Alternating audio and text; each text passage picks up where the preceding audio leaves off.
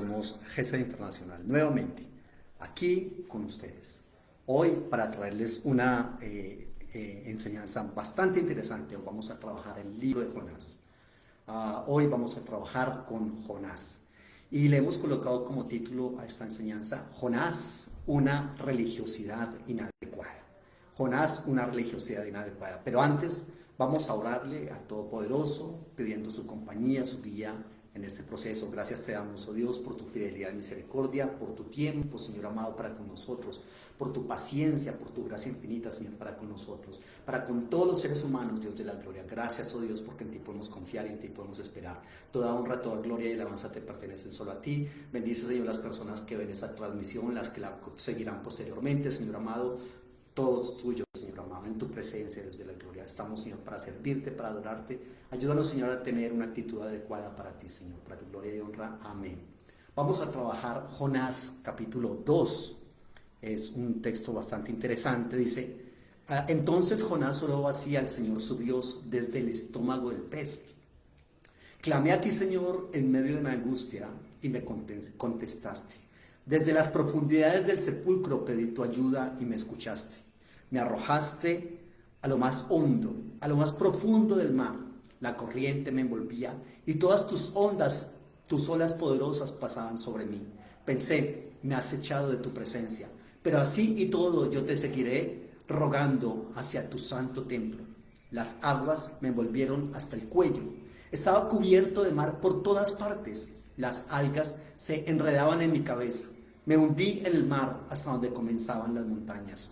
Bajé al mundo de los muertos y tras de mí sus rejas se cerraron para siempre. Pero tú, Señor Dios mío, me sacaste vivo de la fosa. Al sentir que se me iba la vida, me acordé del Señor y mi oración llegó hasta ti, en tu santo templo. Los que adoran ídolos inútiles han dejado tu fiel amor. Pero yo con gratitud te alabaré y te ofreceré sacrificios. Cumpliré las promesas que te hice. La salvación viene del Señor. Amén. Esta es una historia bastante interesante. Jonás, todos hemos escuchado hablar de Jonás, ¿correcto? Y Jonás es un personaje al cual se le da una misión, ¿correcto? Hoy vamos a trabajar con el título Jonás, una religiosidad inadecuada. Pero resulta que Jonás no quiere llevar a cabo esa misión. Jonás se envía con un mensaje que a propósito es un mensaje muy corto, es quizás el mensaje más corto de la Biblia. Dice, Ot Arbaín John Beninibe Nech Pajet. Muy fácil ese mensaje que el Todopoderoso le da a Jonás. Ot Arbaín John Beninibe Nech Pajet. De aquí a 40 días Nínive será destruida. Sin embargo, Jonás no quería ir porque, bueno, la verdad es que Nínive era la capital del imperio asirio. Los asirios habían estado vigentes como imperio por allá desde el 740 más o menos antes de Cristo hasta el 602, pero eran un imperio muy cruel. Es un imperio que se levantó bajo el robo, el asesinato, se levantó sobre la perversidad, la crueldad. Era una cosa terrible. Siempre que hablo del imperio asirio, digo qué hacían los soldados y resulta que eran hombres muy corpulentos y le quitaban la cabeza a los soldados que se atrevían a hacerles frente, ¿correcto? Y resulta que les quitaban la cabeza y hacían pirámides de cabezas humanas al paso de la conquista.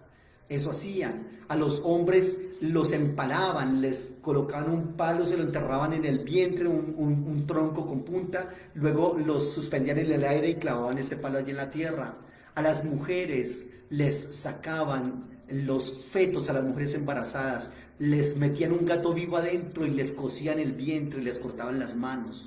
A los soldados enemigos los tomaban y hacían una fila allí, 5, 7, 10 soldados, y ellos utilizaban unas lanzas largas, delgadas, con una punta, y el que traspasara más soldados de un solo golpe ganaba la competencia. Hacían unas cosas bastante fuertes y Jonás entendía que si él iba y les decía a los ninivitas lo que Dios les había mandado a decir, pues sencillamente ellos se iban a arrepentir y Dios seguramente los iba a perdonar y luego ellos iban a venir a hacer eso que les acabé de describir con el pueblo de Israel. Efectivamente eso pasó. El Señor perdona a Nínive por el arrepentimiento de ellos, pero ese arrepentimiento no dura ni una generación y efectivamente luego estos personajes vienen e invaden el reino del norte en el 722 y hacen exactamente lo que les dije. El nombre de Jonás se cita en el segundo libro de Reyes 24:15, Jonás hijo de Amitai. Inicialmente estos dos personajes se identificaron y dijeron es exactamente el mismo. La crítica un poco liberal ha dicho no es el mismo, no guardan relación el uno con el otro. Pero bueno, allí hay que tener en cuenta esa parte. Ahora, yo siempre les he dicho algo y es que en la Biblia cuando nosotros vamos a trabajar tenemos que recordar que una cosa es el tiempo interno de un texto y otra cosa es el tiempo externo del texto. Sí, cada vez que usted lee en la Biblia, hay mínimo 2 tiempos allí en cada perícopa que usted lee. El tiempo interno es el tiempo en el que tienen lugar los hechos que se cuentan en la narrativa. ¿Es el tiempo qué? El tiempo interno. Pero el tiempo externo es el tiempo en el que se coloca por escrito ese relato. A veces la gente piensa que los eventos de la Biblia se están llevando a cabo allí y el hagiógrafo, es decir, el escritor sagrado, está por allá, mirando a la distancia, correcto, y escribiendo exactamente lo que está pasando. Pero no es así. La verdad es que eso pasa un tiempo muy, muy importante entre el tiempo interno y el tiempo externo. Por ejemplo, hablando del libro de Jonás, el tiempo interno, es decir, el tiempo en el que tienen lugar los hechos que se cuentan en la narrativa, debe suscribirse por allá entre el siglo VIII, el siglo VII, correcto, por allí más o menos. Algunos han dicho que Jonás es otro de los profetas del siglo VIII. Lo que sí es cierto es que Jonás se debe enmarcar antes del 612. ¿Y por qué antes del 612? Porque el 612 es la fecha en que el imperio neobabilónico viene e invade a Asiria y los destruyen y ellos empiezan a ser amos del mundo, ¿correcto? Entonces allí hay que tener en cuenta todo este concepto. Pero resulta que el tiempo en el que se escribe el libro de Jonás, reitero, eso es otra cosa, es el tiempo externo, es por allá en el posexilio. Ya por allá, después del 500, 450, 400, el lenguaje del libro de Jonás es más cercano al lenguaje de Daniel y al lenguaje de Eclesiastés, y esos libros son libros posexílicos también. Por otro lado, la referencia que hace el libro de Jonás respecto a Nínive es una referencia muy vaga.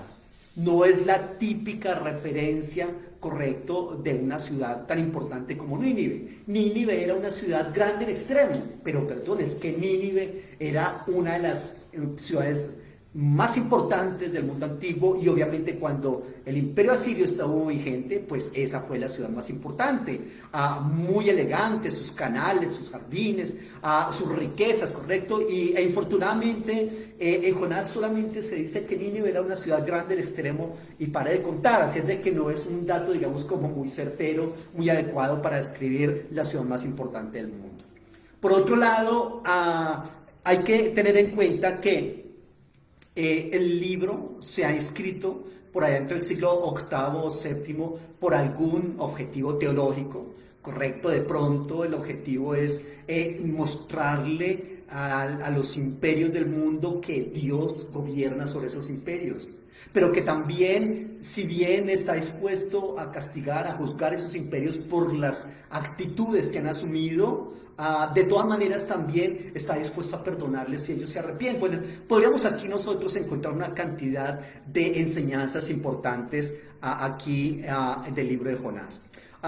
Entonces, por otro lado, también hay bastantes cosas curiosas en el libro de Jonás que las vamos a ir viendo en esta enseñanza. Por ejemplo, en el libro de Jonás no se menciona ninguna vez el verbo naví. Nosotros decimos Jonás es un profeta. Correcto, pero perdón, en la Biblia no se menciona, en el libro de Jonás no se menciona ni siquiera una vez el verbo naví, tampoco el sustantivo profetizar, recordemos que naví es profeta, y tampoco ni el verbo profetizar ni el sustantivo profeta tampoco se menciona allí. Y por otro lado, toda la predicación de Jonás se condensa en el capítulo 3, versículo 4, ¿correcto? Ot Arbaim Yon Be Nínive Nechpahet. Ese es todo el mensaje que Dios le dijo a Jonás, que fuera y dijera. Un mensaje muy corto, 5 palabritas nomás. De aquí a 40 días Nínive será destruida. Sin embargo, infortunadamente Jonás no pudo llevar a cabo ese propósito que el Todopoderoso les dio.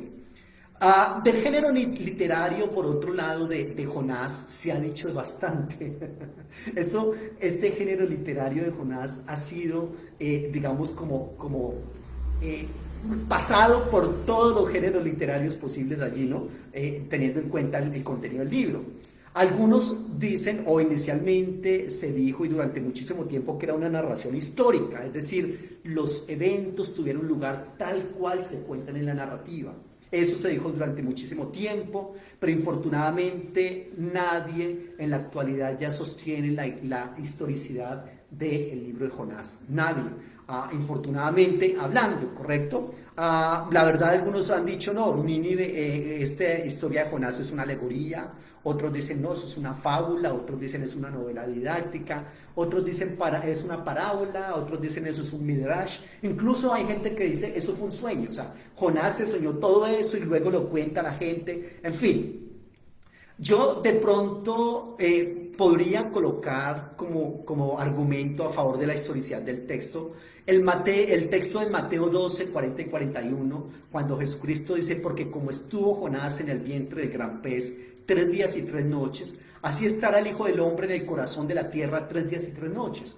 Los hombres de Nínive se levantarán en el juicio contra esta generación y la condenarán, porque ellos se arrepintieron a la predicación de Jonás, y aquí más que Jonás en este lugar. Bueno, aquí entonces tenemos que Jesucristo habla del evento de Jonás, habla de Nínive diciendo que se levantarán contra esa generación que no ha querido escuchar la palabra, correcto, el mensaje de salvación, y que entonces esos ninivitas se levantarán y condenarán, está hablando de la muerte de Jesucristo, luego está hablando del juicio ante el gran trono blanco, etcétera, y colocar, digamos, como señal de todo eso un evento que no es histórico es complejo. Yo creo que tocaría como volver a la historicidad del texto, si tenemos que tener en cuenta. Ahora, por otro lado, la historicidad de los textos de la Biblia, contrariamente a lo que piensa mucha gente, no son lo más importante.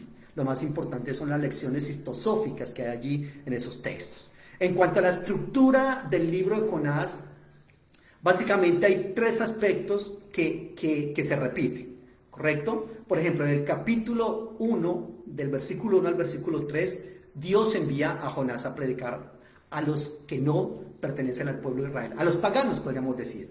Pero esa orden se vuelve a repetir en el capítulo 3, del 1 al 4.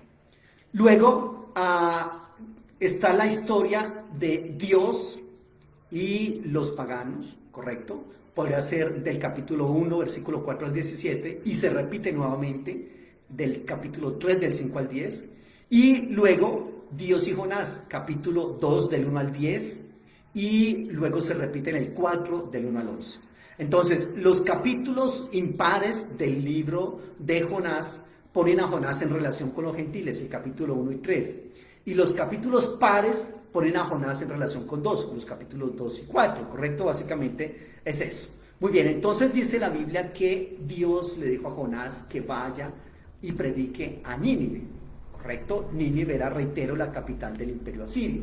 Pero se levantó entonces Jonás para huir a Tarsis. Ahora, no se sabe dónde es Tarsis, qué es Tarsis, dónde quedaba. Algunos han dicho, no, eso quedaba por allá en España. Recordemos que Jope es allí en una costa, la costa oriental del mar Mediterráneo, y España es en la costa occidental del mar Mediterráneo, ¿correcto? Entonces algunos han dicho, no, Tarsis es por allá en España. Otros dicen, no, Tarsis es por allá en Cerdeña. Otros han dicho, Tarsis es por allá en Túnez, en el África. Entonces, realmente Tarsis no se sabe en dónde esté ubicado allí. Y nosotros, respecto a toda esta, digamos, religiosidad inadecuada de Jonás, podemos ver muchísimas enseñanzas para nosotros, ¿correcto? Unas enseñanzas importantes aquí que las vamos a ir viendo, porque por ejemplo está el Salmo de Jonás, ¿correcto? Que era el que leíamos al inicio, el capítulo 2, versículo 2 al 9, y resulta que con ese Salmo de Jonás se ha tenido muchísimo problema, porque muchas personas dicen, bueno, es que la verdad es que es muy diferente ese Salmo comparado con lo que está en el capítulo 1, 3 y 4, ¿correcto? Allí entonces hay que hacer ciertos análisis de esta parte, porque por ejemplo el Salmo de Jonás, reitero, muestra cosas muy diferentes a lo que muestra la parte narrativa del libro. El Salmo obviamente es una parte poética. El Salmo de Jonás tiene un personaje, Jonás, que realmente cuando uno ve las características del Jonás anterior, no es idéntico a ese Jonás. Es decir, el Jonás del Salmo es diferente al Jonás de la narrativa, ¿correcto? El Jonás del capítulo 2 es diferente al del 1, al del 3 y al del 4. Jonás se muestra siempre el mismo gruñón, obstinado. Ni siquiera se le ocurre orar en medio de la tempestad. Recuerden que era lo que estaba haciendo en medio de la tempestad. Estaba echado allá en lo más profundo del barco, durmiendo, ¿correcto? Mientras los otros estaban luchando por salvar sus vidas y la vida de Jonás también con ellos, ¿correcto? Entonces, aquí hay que tener en cuenta esa parte. Por ejemplo, cuando se dirige a Dios es para criticarle y expresarle el rencor, la desconfianza que tiene contra los demás seres humanos, mientras que el Jonás del Salmo es un Jonás piadoso, fervoroso, incluso hasta místico, adorando a Dios, Yahvé, Señor Dios mío, en el 2.6.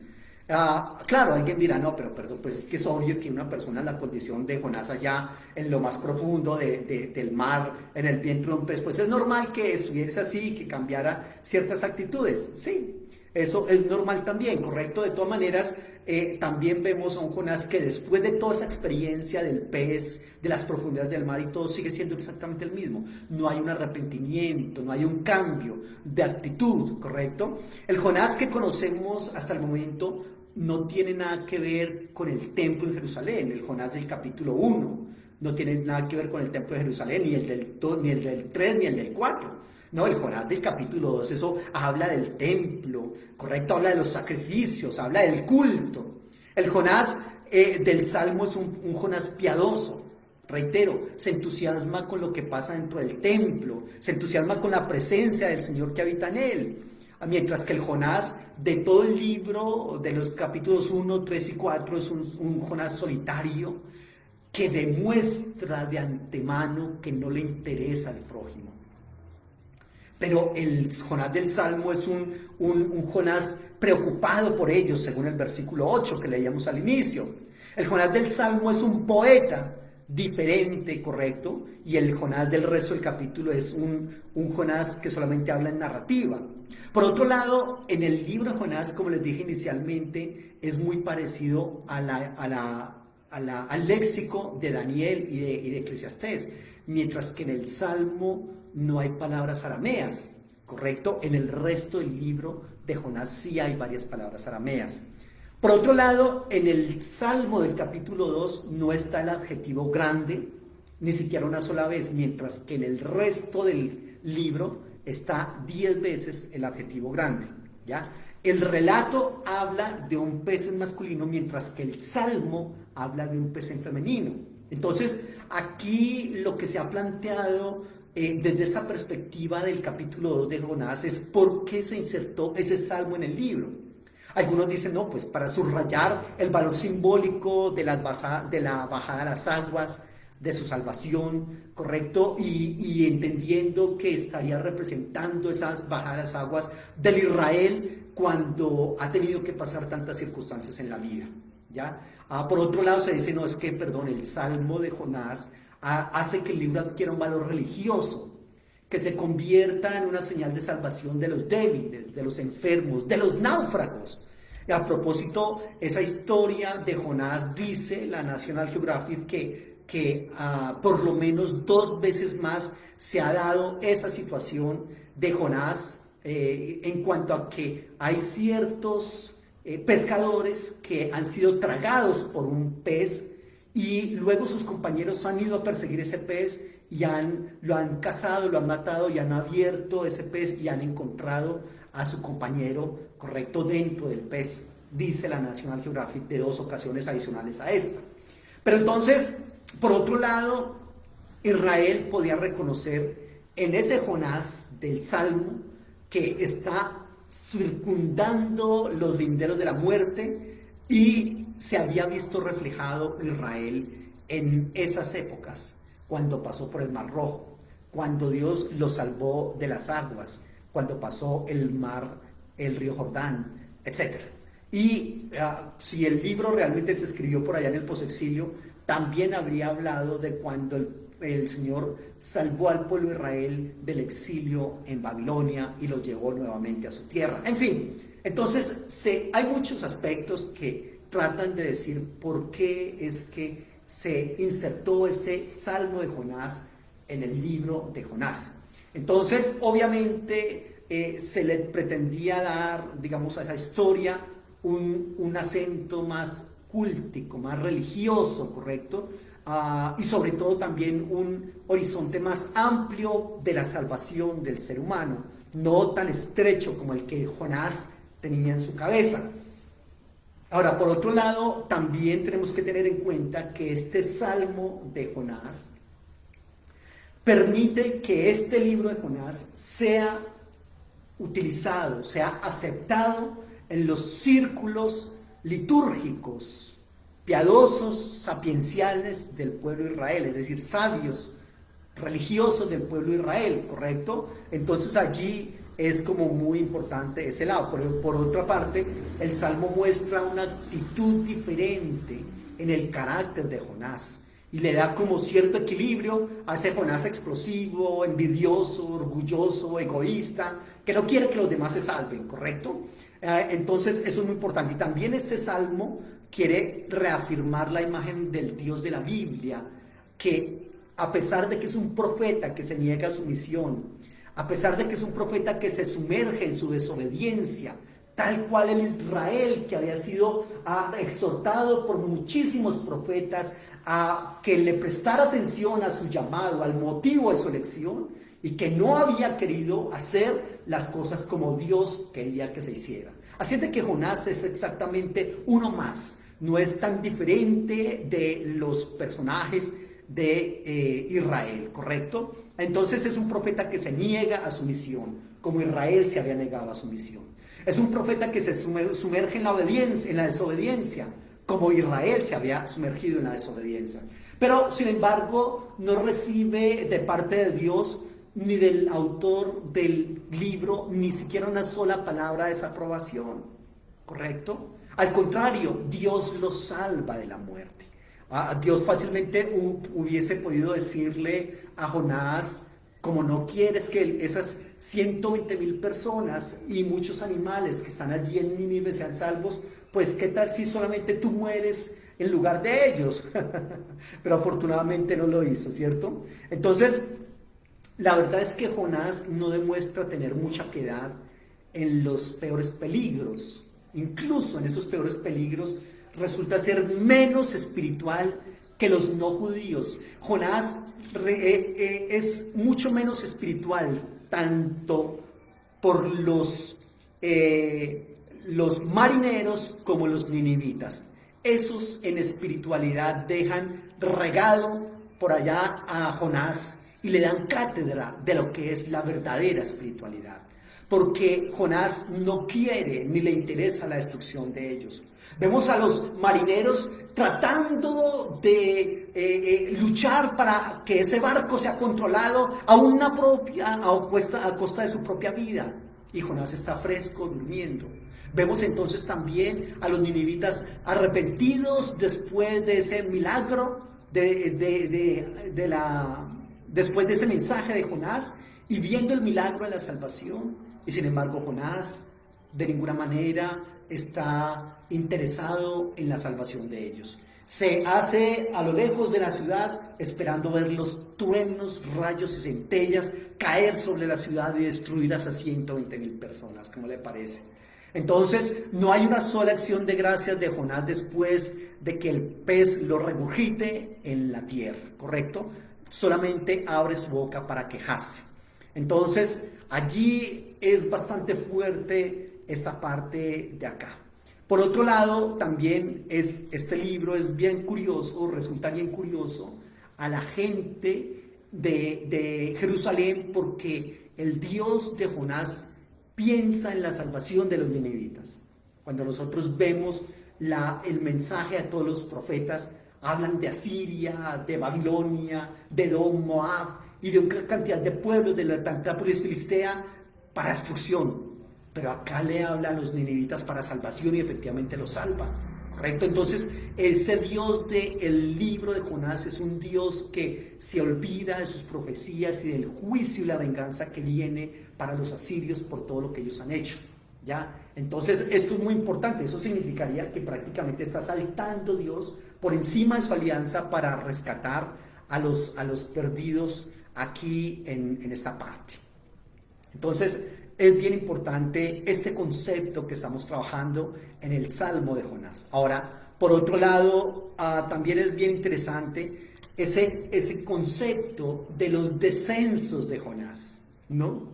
Los descensos de Jonás. Jonás está entonces en la ciudad, pero baja a la ciudad que queda allí en el mar, ¿correcto? Al puerto, mejor dicho.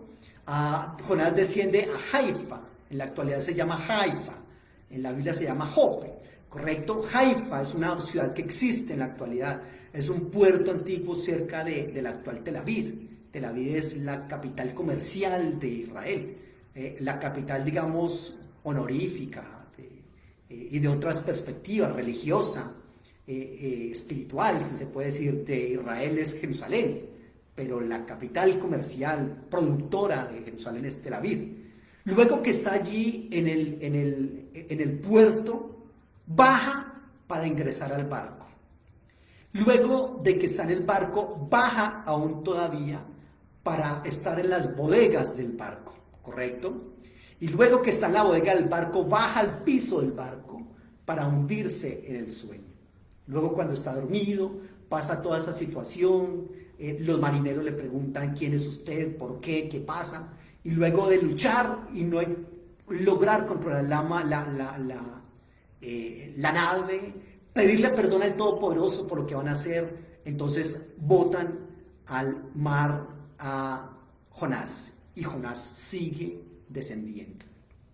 Luego baja al vientre del pez y luego en el vientre del pez baja a lo profundo del océano. Esos son los descensos de Jonás. Cuando nosotros estamos lejos del proyecto de Dios para nosotros, no pretendamos de ninguna manera subir ni ética, ni moral, ni espiritualmente. De pronto es muy posible que subamos económicamente, es muy posible que subamos intelectualmente, es muy posible que subamos en algunas otras áreas de nuestra vida lejos del proyecto de Dios. Claro que sí, pero no podemos decir que hemos subido espiritualmente, ni ética, ni moralmente. No podemos decir que hemos subido en el proyecto original de Dios para nuestras vidas. Así como Jonás, que cuando le dice no al Todopoderoso, empieza una escalada o un abismo de descenso tras descenso tras descenso. Me hace acordar estos descensos de Jonás de Jareb, allá en Génesis capítulo 5, que también significa bajar, descender. Y es lo único que le queda al ser humano después de que le dice al Todopoderoso que no quiere hacer su voluntad, ¿correcto? De ninguna manera el ser humano logrará algo mejor que asumiendo ese rol que Dios le dio para su vida. De ninguna manera, porque el Todopoderoso tiene un proyecto para nosotros, que es un proyecto en el cual nosotros no lograremos nunca jamás nada más grande que ese proyecto que Dios tiene para nosotros, sino única y exclusivamente diciéndole sí a ese llamado de Dios. Jonás no lo entendió. inicialmente y tuvo que descender hasta lo profundo del océano para luego decir, sí Señor, ahora sí que es lo que quieres y estoy dispuesto, aquí estoy. Y ahora sí ir a hacer lo que el Todopoderoso quería que le dijera o quería que hiciera, ¿correcto? Así es muy importante en esta parte. Entonces, también hay algo muy valioso acá, y es que hay una actitud muy fuerte comparable entre Jonás y los supuestos paganos. Empecemos diciendo que también por otro lado Dios le juega unas cuantas bromas a Jonás allí. Una primera broma es que no es qué tan corriente es que un pez se trague a un ser humano. O sea, cuando dejemos un momentico de lado a ese Dios, digamos, que en el Antiguo Testamento era muy común ver a ese Dios malhumorado, vengativo, correcto, que muchas personas han querido retratar. Veamos un poquitico un Dios que le juega ciertas bromas bastante fuertes a Jonás. Por ejemplo, hace que un pez se lo trague. ¿Qué tan corriente es eso? Pues reitero que eso tanto es así que mucha gente dice, no, es que eso no puede ser una historia, eso es un sueño, eso es un midrash, eso es una parábola, es lo que quiera menos historia verdadera. Ahí está. Dios actúa como Él quiere, ¿correcto? ¿Qué tan normal o qué tan corriente es que ese ser humano entone un salmo desde el vientre del pez? Oiga, tendría que estar usted en un pez, un estómago muy grande, no sé si fue que se colocó en posición de loto o le sirvió para estar allí arrodillado o postrado, ¿correcto? ¿Cómo es que Jonás se sostiene las paredes de ese pez y ese pez allí nadando? ¿Y cómo Jonás entonces sería de arriba para abajo y golpeándose con las diferentes áreas de ese estómago? Uno no se imagina todo ese asunto. Y sin embargo, allí Jonás está entonando un salmo al Todopoderoso. Eso es humor también. Eso es humor divino. Por otro lado, no es tan corriente la conversión inmediata, instantánea, original, genuina de los personajes de Nínive, los cuales se arrepienten, reitero, inmediatamente. Y no solamente los personajes, los animales, todo el mundo se arrepiente en Nínive. El rey, aunque no se menciona rey allí y no se mencionan épocas ni nada de ese asunto, algo bastante curioso en el libro, pero en fin, hay una conversión inmediata, conversión a partir de la cual el Todopoderoso también puede perdonarles allí. Ahora, por otro lado, ¿qué tan corriente es ese milagro de la calabacera que en una noche crece, correcto, le asombra y en otra noche desaparece? Entonces allí hay bastante interesante perspectivas con el humor de Dios, jugando también con el ser humano. Oigan, ¿por qué no nos permitimos pensar también en un Dios con humor, correcto? Y sería buenísimo escribir del humor de Dios a partir de Jonás. Bueno, por otro lado, en el libro también hay una cantidad de paradojas en el libro de Jonás. Un profeta que es desobediente, que en su cabeza no le puede caber cómo es que Dios se interesa por esos ninivitas crueles, asesinos, por esos impíos según Jonás. ¿Cómo es que Dios hace eso? Por otro lado, a Jonás no se le pasa por su mente, y por eso el título de esta enseñanza, una religiosidad inadecuada. Unos no judíos que son politeístas, pero que terminan siendo más simpáticos, correcto, que terminan siendo mucho más honestos y sumergidos totalmente a las órdenes de Dios, mientras que Jonás dice, no quiero cumplir con tu orden. Démonos cuenta allí en esta parte, ¿correcto? Un Dios terrible frente al pecado, pero como último gesto está el cariño que le tiene a sus criaturas. Un Dios confesado siempre como el Dios de Israel y sin embargo cuya voluntad de salvación parece dirigirse a los enemigos de Israel. Porque reitero, Jonás no quería ir allí, porque él sabía que si iba y ellos se arrepentían, Dios los perdonaba, y que ese arrepentimiento no iba a durar mucho tiempo, y que ellos después iban a venir y a destruir a Israel, como efectivamente pasó. Y sin embargo aquí vemos a un Dios que se dirige a la salvación de los paganos. Un Dios que quiere convencer a su siervo, algunas veces enfureciendo los mares, otra vez utilizando un pez grande pero inocente, otra vez bajo la sombra de un arbusto. Y el Señor quiere enseñarle a esos judíos como Jonás, que son exclusivistas religiosos, que los no judíos son más sensibles a la palabra del Señor.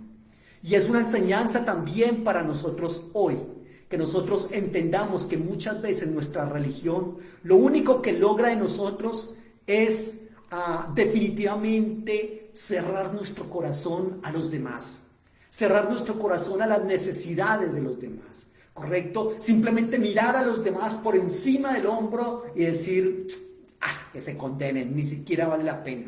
En Mateo 21-23, haciendo una intertextualidad, dice: cuando Jesús entró al área del templo, los jefes de los sacerdotes y los ancianos líderes del pueblo se le acercaron mientras estaba enseñando y le preguntaron. Y luego en el versículo 31, después de una disertación que hay allí, Jesús les dice a esos, ¿a quiénes? A los jefes de los sacerdotes, a los ancianos líderes del pueblo, les dice: les digo la verdad a ustedes, los cobradores de impuestos y las prostitutas van a entrar primero que ustedes en el reino de Dios. Que Dios nos ayude para que nosotros no seamos como Jonás. Jonás, una religiosidad inadecuada.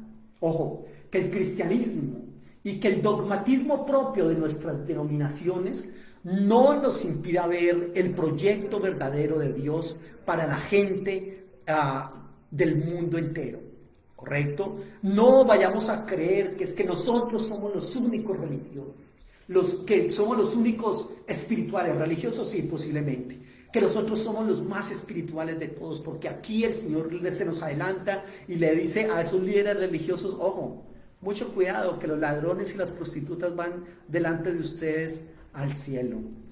Que Dios nos ayude para que nosotros podamos ver a la gente con esa perspectiva de un poco más abierta y más universalista. No estoy hablando ni creo en un universalismo, pero sí creo que la salvación del Todopoderoso, que la espiritualidad que Dios pretende en nosotros los seres humanos, y que la salvación está mucho más abierta, independientemente de las religiones, a otras perspectivas, a otros grupos étnicos, a otras religiones. Finalmente, cuando estaba preparando esta enseñanza, venía a mi mente ese texto de Apocalipsis que dice que vi delante del trono una gran multitud de todos los grupos étnicos, de todos los idiomas, de todas las lenguas, etcétera, alabando el nombre del Señor. O sea que no podemos seguir siendo ultra exclusivistas de que los únicos que nos salvamos somos nosotros, de que para que una persona no vaya al infierno tiene que ser bautizado como yo soy bautizado, ¿correcto? Con la misma fórmula bautismal mía, y si no, no es así, entonces no. De que la gente tiene que conseguir cumplir mi dogma, el dogma que nosotros enseñamos en nuestra denominación, ¿correcto? El dogma que nosotros enseñamos porque somos los únicos que tenemos la verdad. Cuidado, no nos vayamos a encontrar con una amarga sorpresa, y es que muy posiblemente otros que nosotros creemos que están muy por debajo de nuestro nivel, puede que estén mucho más adelante y mucho más arriba de nosotros en la cuenta que lleva el Todopoderoso en el cielo. Entonces, el Señor quiere enseñarle a los judíos religiosos encabezados por Jonás, que son unos exclusivistas, y que, cuidado, esa exclusividad y esa religiosidad no les ha permitido ser sensibles a la palabra del Señor y a la voluntad del Todopoderoso. y ahora necesitan aprender que el Señor ama a todos y que el Señor tiene un camino de salvación, ¿correcto? Independientemente de religiones. Que el valor supremo de la religión no es la penitencia de los hombres, sino el cariño de Dios por todas sus criaturas. Que mi religión finalmente es un método, es un camino, pero lo que no es el exclusivo ni es el único, y que se quedará corto cuando se trata de relación con Dios y de espiritualidad más que de religiosidad. Los no judíos, es decir, los ninivitas y los marineros, resultan ser más simpáticos. Jonás resulta ser más ridículo. Los paganos resultan ser más inteligentes, Jonás ignorante.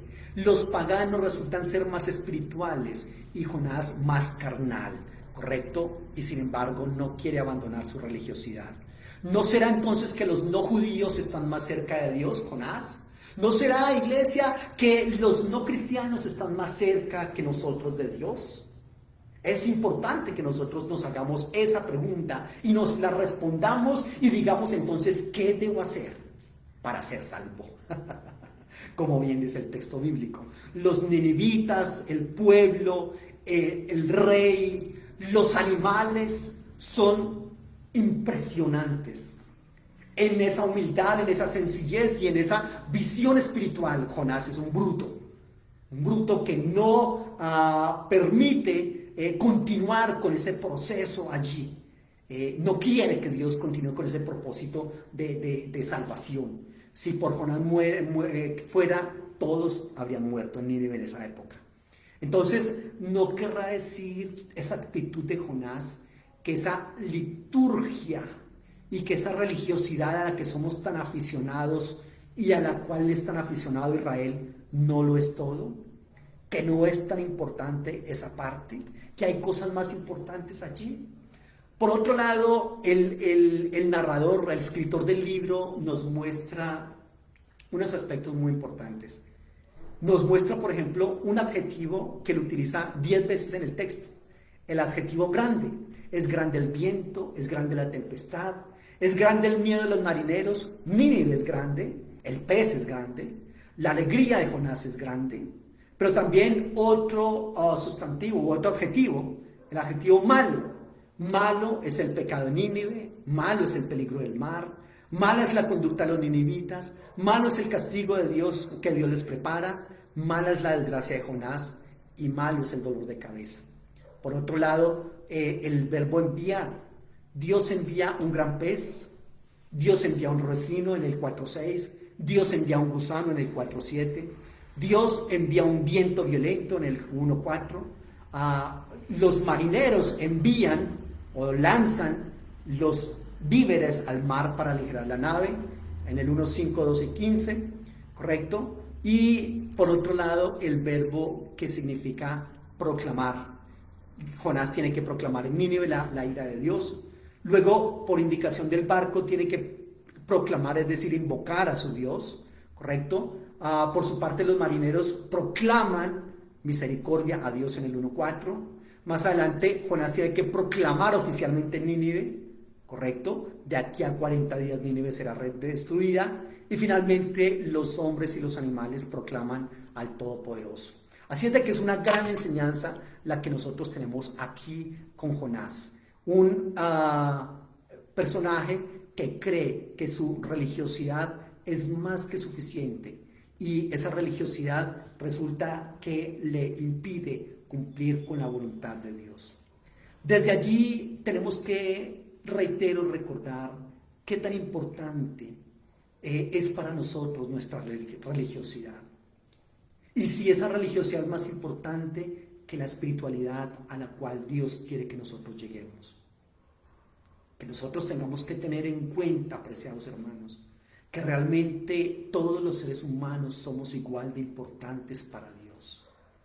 Que Dios no tiene preferidos. ¿Quién dijo? ¿Por qué? ¿Por qué ese afán? ¿Por qué esa actitud de creer que nosotros somos ese? En la Biblia hay un texto, el especial tesoro, ¿no? y la gente, yo me asombro cómo la gente quiere ser su especial tesoro. La gente quiere estar allí y hacer méritos para estar un poco más cerca del Todopoderoso allá en el cielo, en las bodas del Cordero será. Y la gente quiere creerse esa mentira de que son los más santos para Dios. Y de que de pronto lo que ellos han venido haciendo es más importante para Dios que lo que otros han venido haciendo. No es que esos otros ni siquiera van a tener el chance de arrepentirse y de la salvación, no van a estar allá. Ojo, recordemos que desde la perspectiva institucional, Dios no es evangélico. Y estoy 100% seguro que en la salvación, como bien dije en el capítulo, en el libro de Apocalipsis, allí nos vamos a encontrar con muchos judíos, hinduistas, budistas, musulmanes, cristianos católicos, cristianos evangélicos, cristianos trinitarios, cristianos unicitarios, adorando el nombre del Todopoderoso. De pronto abrazándonos unos a otros y diciendo, qué tontos fuimos, peleando por bagajes, peleando por estupideces. Mis hermanos trinitarios, que hacen peleando y echando al infierno a nuestros hermanos unicitarios. Hermanos unicitarios, ¿quién dijo que hay una única manera de entender esa Trinidad o esa unicidad? Qué pobreza teológica la que estás mostrando cada vez que peleas con un hermano trinitario o un hermano unicitario por ese concepto que no es el más importante de todos. Y de pronto usted me escucha hablar y me dice, ¿cómo que no es importante? Hola, pero si eso es lo más importante. No, no es importante. Eso es una pobreza teológica enorme. ¿Cuándo va a cambiar de actitud? Qué vergüenza, mis hermanos que guardan el domingo, estar diciéndole a nuestros hermanos adventistas que se van a condenar porque no guardan el domingo sino el sábado. Qué vergüenza es esa. Qué lamentable que Dios se entere y que Dios presencie esas discusiones tan banales y tan superfluas de unos por los cuales murió. Qué triste, mis apreciados hermanos, creer que la manera en que predican unos u otros. Qué triste en que nosotros sigamos hablando, disertando, dando discursos y aferrándonos a nuestras posturas teológicas, huecas y sin sentido, porque no son lo más importante, cuando hay unos navegantes, unos marineros que muestran muchísimo más espiritualidad que nosotros y unos ninivitas que se siguen arrepintiendo a pesar de que yo no quiero llevarles el mensaje de salvación y que cuando lo escuchan por primera vez, quizás por única vez, lo abrazan como el mejor tesoro que pueden abrazar y le dicen al Todopoderoso, heme aquí, envíame a mí. Cuando yo sigo descendiendo de la presencia del Todopoderoso para escabullirme de la misión que me ha dado y del propósito de mi vida. ¿Hasta dónde vamos a llegar nosotros con una religiosidad inadecuada? Cuando el Todopoderoso lo que espera de nosotros es una espiritualidad que rompa las barreras que nos mantienen divididos y que nos impiden ver lo que Él quiere hacer en el mundo. Jonás, una religión inadecuada. Que nosotros tengamos una actitud un poco diferente, mucho más sabia, humana, ética, moral y espiritual, para con los que como nosotros son humanos y también necesitan del Todopoderoso. Y quizás están esperando esa palabra, que tú y yo deberíamos dársela, para decirle al Todopoderoso, reitero, heme aquí, envíame a mí. Que el Señor nos guíe, que el Señor nos ayude para que podamos asumir esas verdades que podamos sacar de Jonás, esas lecciones de vida, esas lecciones filosóficas, y que lo que no se pueda imitar de Jonás, tengamos la sabiduría de no imitarlo. Somos GESED Internacional y estamos también para decirle sí a la misión que el Todopoderoso tiene para nosotros. Y, ¿por qué no poder guiar por un camino más adecuado? Esa bendición del conocimiento de la palabra del Todopoderoso. El Señor les bendiga, el Señor les guarde, cuídense mucho.